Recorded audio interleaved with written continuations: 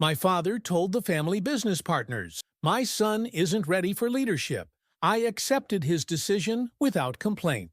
But when their biggest deal started falling apart, my phone lit up with their desperate messages. Look, I'm not the type to air dirty laundry on Reddit, but what happened over these past 6 months still has me shaking with rage when I think about it. For context, I'm Jonathan, 31M, and my family's been running a custom manufacturing operation for almost 3 decades. Not some massive corporation, we're talking a mid-sized outfit that my father Daryl, 58M, built from scratch. I literally grew up on the shop floor. After getting my engineering degree, I spent 8 years learning every goddamn department, from production to quality control to client management. Nights, weekends, holidays, I put in the work while my friends were out living their lives, all because I believed my future was here. Funny how life kicks you in the teeth when you least expect it. It happened during what should have been a routine leadership meeting. Dad, me, and the two partners, Louis, 55M, and Evan, 52M. These guys came on board about 15 years ago when the business needed capital to expand. Ever since, they've treated the place like their personal kingdom while contributing maybe half of what they claim. But Dad?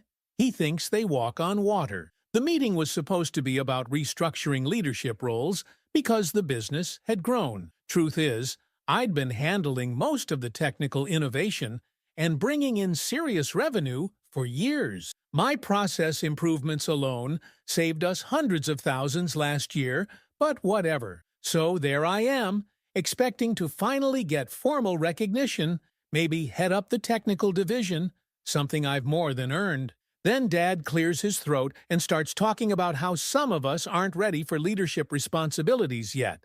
At first, I thought he was talking about someone else. Then I caught the look Louisu and Evan exchanged. Those little smirks. That's when Dad turned to me directly. He didn't even have the decency to have this conversation in private. Right there, in front of his precious partner, he says I lack strategic vision, that I'm too technically minded to handle leadership, that I need more seasoning before I can be trusted with real responsibility. The worst part, Louis nodding along like some wise mentor, adding that I should focus on my strengths in the back end of the business. Translation: stay in your lane, kid.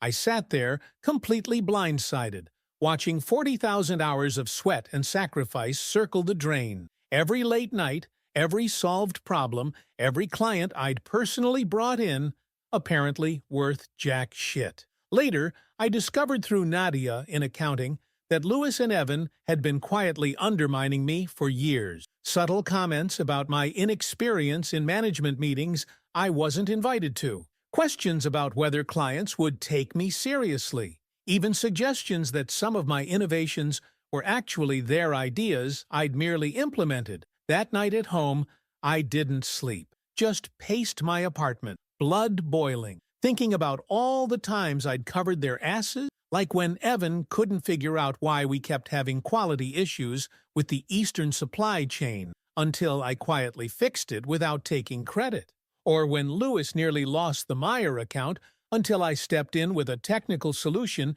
he then presented as his own. You know what the kicker was? The very next week, this massive potential client, Adelaide Holdings, came knocking. A $50 million contract opportunity that would double our annual revenue. And guess who initially connected with them at an industry conference 6 months earlier?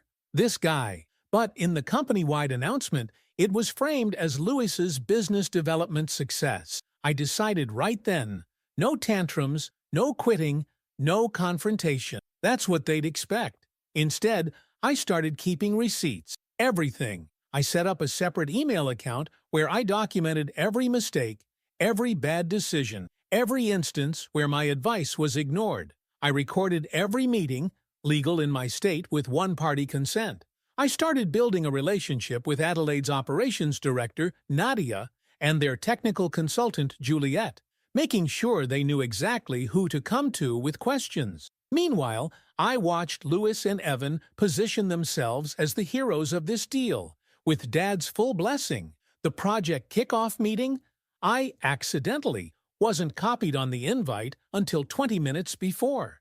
The preliminary specs review? Somehow my detailed notes never made it to the final documentation. The budget planning session, scheduled while I was on a mandatory factory visit that Evan insisted I handle. By this point, my rage had crystallized into something cold and focused. I wasn't just documenting anymore. I was actively watching for the inevitable fuck-ups, and boy did they deliver. The first major red flag came when Louis completely misrepresented our production capacity to Adelaide. I have the meeting recording where he promised delivery timelines that were physically impossible with our current setup.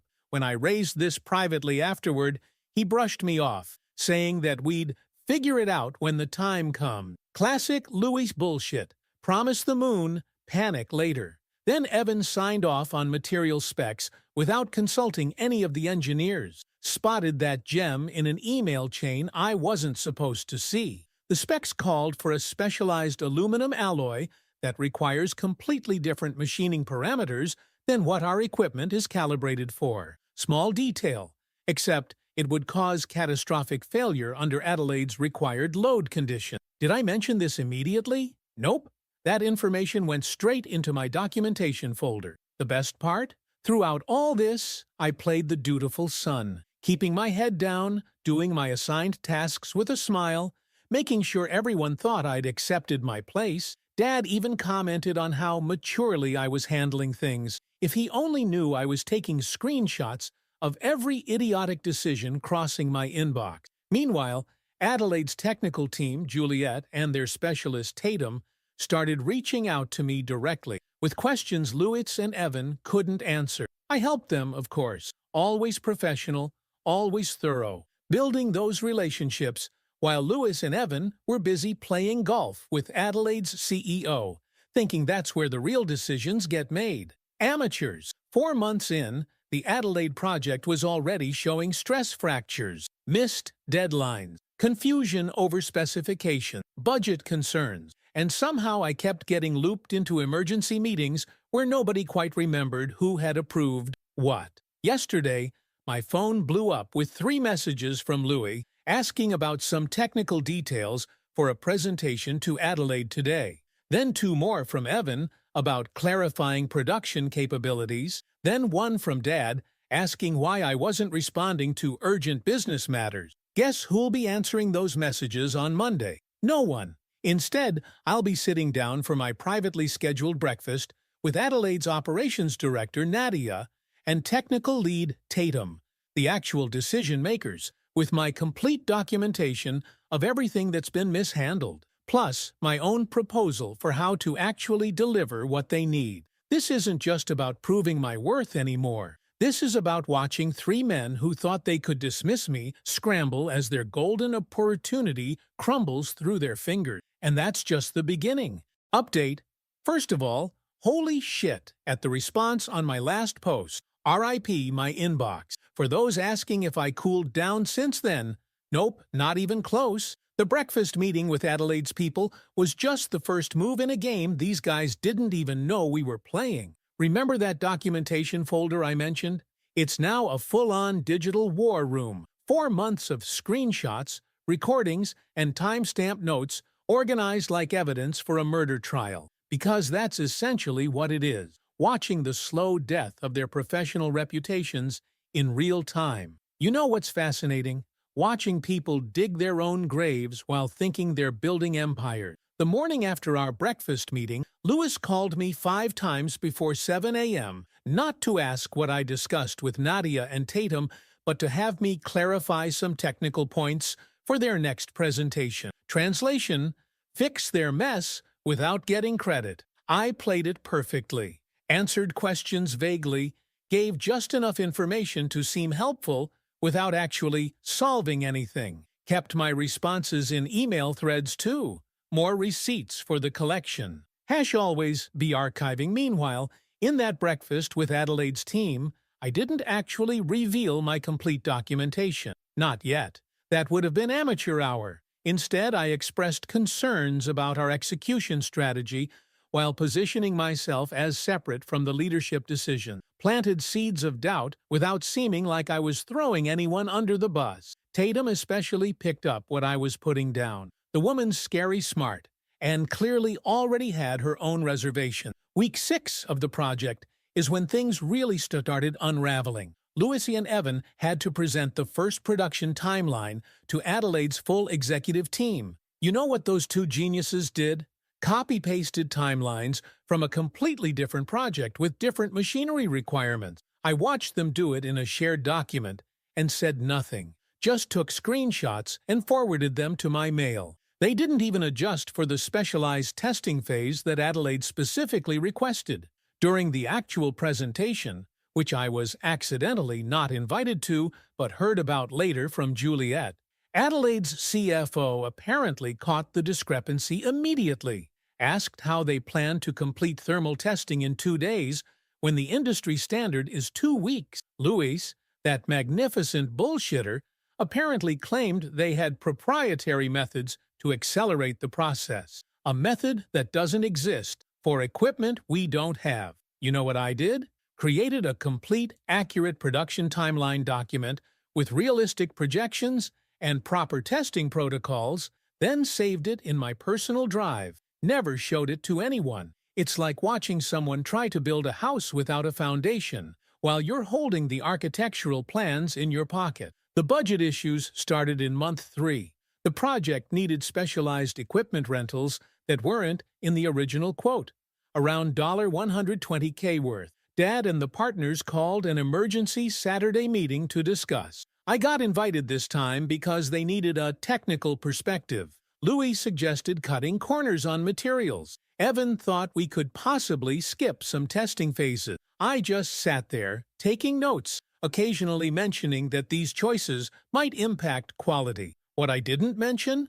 That Adelaide's contract specifically requires those tests, and substituting those materials violates their engineering requirements. Information I had because Tatum and I had been having weekly coffee meetings where she vented her frustrations about our management team. She's been dropping these little nuggets, not realizing I'm collecting them like infinity stones. The next day, I happened to run into Tatum at that coffee shop near their office. All casual. Like, oh, what a coincidence. She mentioned how concerned Adelaide was getting about our ability to deliver. I expressed how challenging it can be when management decisions don't align with technical realities. Planted a few more seeds. All while my Notes app recorded our entire conversation. Meanwhile, I've been laying actual groundwork for what comes next. Open discussions with 3 different banks about business lines of credit. Had preliminary talks with 2 of our suppliers about direct partnership arrangement. Even reached out to a commercial real estate agent about potential new facility location, all under the guise of market research for my technical reports. Dad's health has been slipping too, which adds another layer to all this. Noticed his hands shaking during meeting, more frequent doctor appointments on his calendar. The man's been popping antacids like they're Tic Tacs. Almost makes me feel bad. Almost. But then I remember how he let Louis and Evan systematically undermine me for years. And suddenly, my sympathy evaporates. The real turning point came last week. Adelaide scheduled a visit to see our production facility and review progress. This was the moment Louis and Evan had been dreading, and the moment I'd been waiting for. 3 days before the visit, our test run of Adelaide's first component failed, catastrophically. The material integrity issues I'd privately documented 6 weeks earlier, but never formally reported, caused exactly the structural failure I predicted. The test piece literally cracked in half during the stress test. Louis panicked, called me at 11 p.m. on a Tuesday, asking if I could take a look at the test results. Sent me the data without even securing it properly. Another screenshot for my collection. I reviewed it, confirmed it was exactly what I expected would happen, and told him I'd get back to him tomorrow with thoughts. Instead, I texted Tatum, "Just a heads up, you might want to prepare some questions about material testing for your visit this week." The morning of the Adelaide visit, Evan cornered me by the coffee machine. Looked like he hadn't slept in days. eye bags you could store groceries in. Asked if I had any suggestions for managing expectations with the Adelaide team. I gave him the most useless corporate advice possible. Be transparent about challenges while emphasizing commitment to solutions. Generic enough to sound helpful while doing absolutely nothing. The visit was a massacre.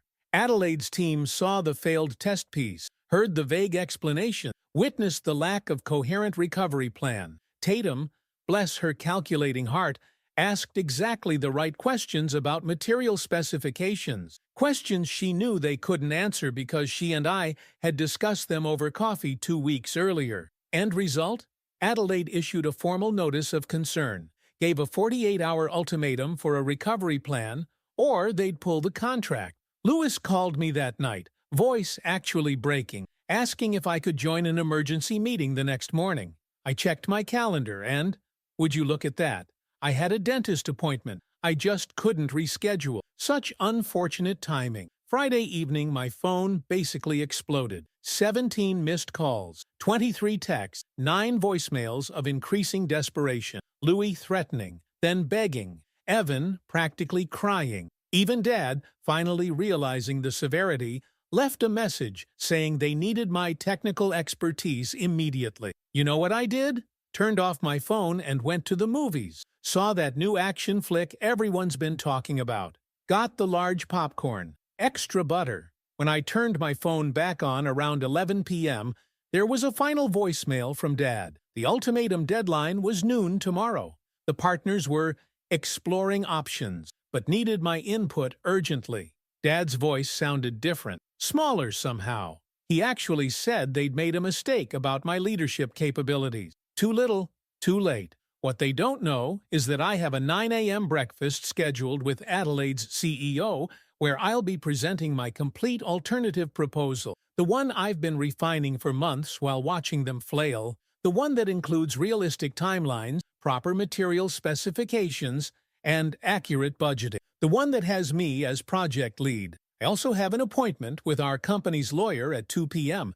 to discuss terms for either buying out the partners or establishing a competing operation using that line of credit I secured last month. Sometimes, revenge isn't about quick satisfaction. It's about letting people hang themselves with the rope you quietly measured out for them. And tomorrow, the hanging begins. Update 2. The morning of reckoning arrived with the most ordinary beginning possible. My coffee maker decided to crap out mid-brew, leaving me with half a cup of lukewarm disappointment, somehow fitting for what was about to go down. I ended up grabbing an overpriced latte from that hipster place by Adelaide's office before our breakfast meeting. Weird how life gives you these mundane moments right before everything changes. Arrived at the restaurant 20 minutes early to set up my laptop and review my notes one last time. Organized my evidence folder with military precision, screenshots labeled by date, recordings indexed by topic, financial projections highlighting exactly where the current plan would fail. The restaurant was one of those fancy brunch spots with exposed brick and $22 avocado toast. Adelaide's CEO showed up 5 minutes early, which told me everything I needed to know about how seriously they were taking this. My phone had already registered 15 missed calls since 7 a.m. Dad, Lewis, Evan, all in full panic mode. Left them on read. Nothing quite like the psychological torture of seeing your messages received but ignored when you're desperate. The breakfast meeting was surprisingly chill. No dramatic presentations or power moves. Just me walking Adelaide's people through the reality of the situation while picking at overcooked eggs, showed them the material test results, the real production timeline, and the actual costs that Lewis and Evan had been hiding. Then slid across my alternative proposal, the one I'd been refining for months while watching the train wreck unfold. Adelaide's CEO scrolled through my proposal on her iPad, occasionally nodding, asked pointed questions about implementation timeline. No emotional reaction, just cold business assessment. Then she put down her device and mentioned that Tatum and Nadia had already briefed her on their concerns about our current management, said my documentation only confirmed what they'd suspected.